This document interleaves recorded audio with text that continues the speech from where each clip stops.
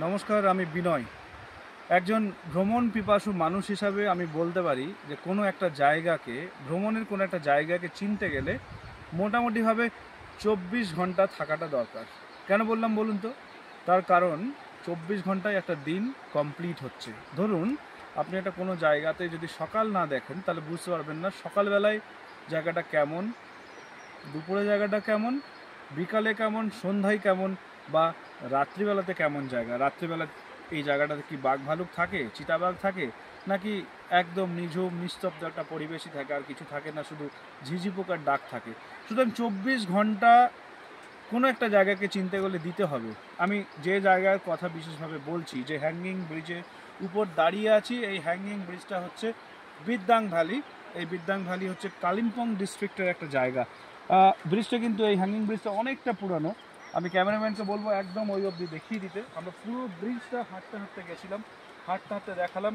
নিচের দিকে কিন্তু যদি দেখেন আপনার একটু ভয়ও লাগবে। দেখুন ব্রিজের নিচের অংশটাতে কিচ্ছু নেই, পুরোটা হ্যাঙ্গিং ব্রিজ। অ্যান্ড ইভেন আপনি যখন হেঁটে হেঁটে যাবেন এক প্রান্ত থেকে আরেক প্রান্ত, মাঝে যখন হাঁটছেন, একা হাঁটলেও কিন্তু ব্রিজটা খুব খুব মানে কম্পিত হচ্ছে, কাঁপছে ব্রিজটা, এবং আপনার কিন্তু ভয় লাগবে যে ব্রিজটা কখন যেন ভেঙে পড়ে যেতে পারে। যদিও সেরকম কোনো দুর্ঘটনা ঘটেনি। ভয় লেগেছিল, কিন্তু এক জায়গা থেকে আরেকটা জায়গায় ক্রস করলাম, দেখলাম অনুভূতিটা কেমন।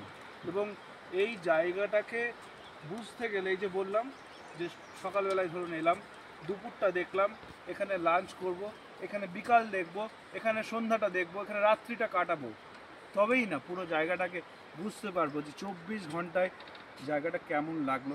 তার কারণ পৃথিবীতে ঘুরছে এবং প্রতি মুহূর্তে নতুন নতুন অনুভূতির জন্ম দেবে। ভ্রমণ পিপাসু মানুষ বলেই বোধহয় আমার ভাবনা চিন্তাটা এরকম হয়েছে, এবং আমার মতো লাখ লাখ কোটি কোটি মানুষ প্রতিদিন সারা পৃথিবীতে ভ্রমণ করছেন। এবং এই ভ্রমণের অভিজ্ঞতা, ভ্রমণের আনন্দ নিতেই কিন্তু আমরা আসি। তাতে একটু খরচাটা হয়তো কখনো কখনো বেশি হচ্ছে, কিন্তু সেটা গায়ে লাগছে না। তার কারণ ভ্রমণের এই অনুভূতিটা পাওয়ার জন্য, এবং যে অভিজ্ঞতাটা, এই অভিজ্ঞতা কিন্তু কোনো বইতে লেখা থাকে না। নিজে একজন লেখক হিসাবে আমি বলছি, এই যে ভ্রমণের অভিজ্ঞতা, এটা একটা বিশুদ্ধ অভিজ্ঞতা। এই অভিজ্ঞতাটাকে যখন আমি লিপিবদ্ধ করব, বা যখন মনের মধ্যে, মনের ডায়েরিতে যখন রাখবো, এটা কিন্তু বহু বছর পর, 10 বছর পর হোক, 15 বছর পর হোক, স্মৃতিটা একেবারে কিন্তু সতেজ থাকে। এইটাই কিন্তু ভ্রমণের সবচাইতে অন্যতম, আমার মনে হয়েছে একটা একটা অন্যতম অভিজ্ঞতা, যেটা কিন্তু বই পড়ে পাওয়া যায় না। সুতরাং যারা ভ্রমণ পিপাসু, যারা ভ্রমণ করতে ভালোবাসেন, তারা আসুন এইসব জায়গাতে, ভালো লাগবে। একটা একটা মানসিকভাবে আপনি রিফ্রেশড হবেন।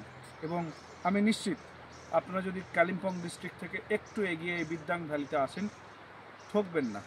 যেটুকু ইনভেস্ট করবেন, আপনার সেই ইনভেস্টমেন্টটাতে আপনি রিটার্ন পাবেন একটা সুন্দর মেমোরি হিসাবে।